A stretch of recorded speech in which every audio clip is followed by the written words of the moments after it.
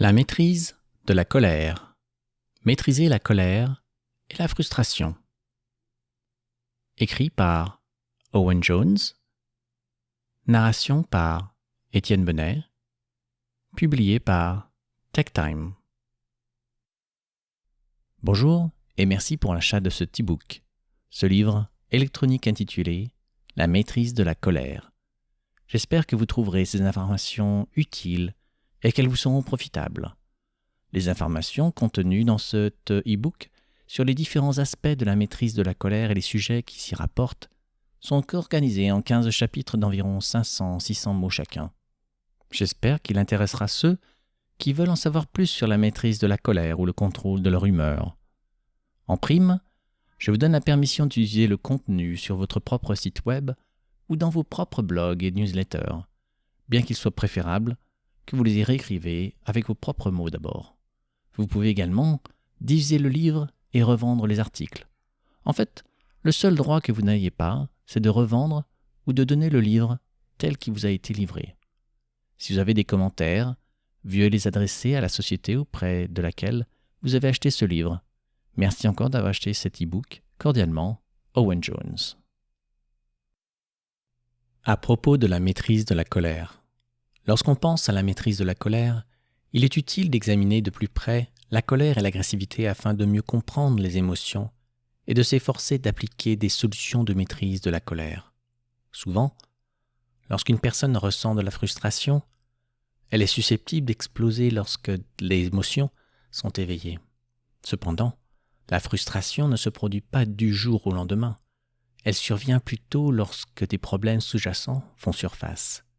Par conséquent, la frustration est un sentiment ou un état profond et non soulagé de manque de confiance et d'insatisfaction découlant de griefs non réglés ou de besoins et de désirs insatisfaits. La colère, donc, est le sentiment qu'une personne éprouve lorsqu'elle n'obtient pas ce qu'elle veut ou lorsqu'une série de problèmes qui étaient en sommeil, attendant que le temps passe, finissent par remonter à la surface. L'agressivité est un acte de force ou une méthode employée pour dominer un autre individu. L'agressivité est un mode de comportement querelleur, nuisible ou destructeur, en particulier lorsqu'elle est provoquée par la frustration. L'agressivité peut être bonne si votre vie est en danger, mais dans la plupart des cas, l'agressivité ne fait que nuire. L'affirmation de soi, en revanche, est une façon efficace de communiquer ses sentiments à une autre personne sans provoquer de blessures, de destruction ou de disputes. L'affirmation de soi est une qualité forte, audacieuse et confiante que nous avons en nous et qui nous aide à défendre nos droits lorsque d'autres tentent de nous en priver.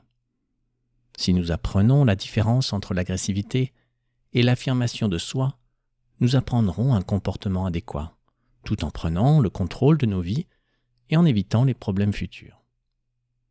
Si vous ressentez de la frustration, vous pouvez prendre le temps de passer en revue vos croyances, opinions, théories, raisonnements, etc. En examinant tout ce qui vous met en colère, vous pouvez réduire la tension lorsque vous sentez que la colère monte. Vous réaliserez alors que cela ne vaut pas la peine de vous mettre en colère, puisque les causes de vos frustrations sont hors de votre contrôle. Par exemple, en vous auto-évaluant, vous pouvez adopter un autre point de vue et conclure que votre frustration est déplacée. Ces stratégies sont toutes axées sur la maîtrise de la colère. Une action affirmée contre une personne qui vous a causé du tort peut s'avérer beaucoup plus efficace que de faire exploser un fusible. Nous pouvons voir, à partir d'un exemple sur la maîtrise de la colère, comment une personne perd son sang-froid et quelles sont les conséquences auxquelles elle doit faire face en raison de cette réaction. Par exemple, 2 personnes se disputent et une bagarre éclate. L'un des individus a été accusé de répandre des mensonges sur l'autre. L'épisode violent qui s'ensuit attire les voisins qui appellent la police. Lorsque la police arrive, les 2 parties sont menottées et toutes 2 sont conduites en prison. Leurs problèmes se sont multipliés parce qu'ils peuvent se retrouver tous les 2 à devoir payer des amendes, des frais de justice et, éventuellement, des frais de mise à l'épreuve. Ainsi, un problème a conduit à une série d'autres problèmes, mais cela ne s'arrête pas là.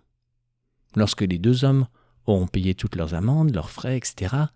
Ils auront un casier judiciaire où tout le monde les jugera pour le reste de leur vie en les prenant pour des personnes immatures et violentes et qui ne sont pas dignes de confiance. Voyons maintenant un autre exemple où l'affirmation de soi a été utilisée dans son scénario et de maîtrise de la colère. Deux individus s'affrontent après que l'un d'entre eux ait répandu des mensonges dans le voisinage à propos de l'autre. La personne, victime de ces rumeurs, s'approche de son ami et lui demande « Pourquoi dis-tu aux gens que j'ai un problème d'alcool ?» L'autre répond « Je n'ai dit à personne que tu as un problème d'alcool. »« C'est faux, » dit la première personne. « Tu l'as dit à mon meilleur ami, qui n'est pas un menteur. J'ai supposé que tu avais un problème d'alcool parce que tu buvais chaque fois que je venais chez toi.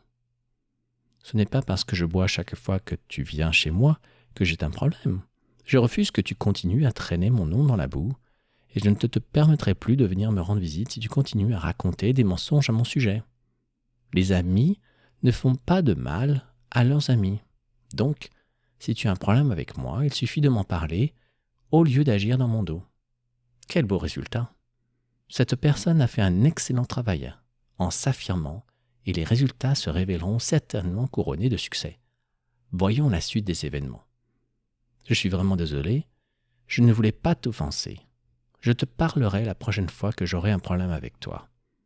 Cependant, je suis toujours inquiet que ta consommation d'alcool soit un problème, puisque tu bois chaque fois que je viens chez toi. Eh bien d'accord, allons chez moi et discutons de la question. La différence est spectaculaire, n'est-ce pas? En tout cela, parce que l'on avait pensé à la maîtrise de la colère. Maîtrise de la colère. Cela n'a fait aucun doute. La colère est un problème croissant dans la société actuelle. La rage au volant en est un bon exemple. Je ne suis pas qualifié pour dire pourquoi il en est ainsi, mais les théories varient entre le stress induit par la pression parentale pour réussir, la pression des pairs, l'anxiété provoquée par un échec possible aux examens, le régime alimentaire, l'augmentation de la consommation d'aliments transformés, l'influence de la télévision, des films et des célébrités, un matérialisme accru dans la société, le manque de conseils spirituels valables, la diminution du respect de l'autorité, les différentes influences culturelles, la musique pop, la politique, l'abus d'alcool ou de drogue. Je présente tous ces points de vue sans exprimer ma propre opinion. Personnellement, je peux voir plusieurs raisons valables dans la liste ci-dessus, qui a été créée dans un ordre aléatoire. Cependant, il est très clair que nous échouons dans quelque chose. Nous espérons que vous avez apprécié cet aperçu. Pour continuer à écouter ce livre audio sur Google Play Livres, utilisez le lien dans la description de la vidéo.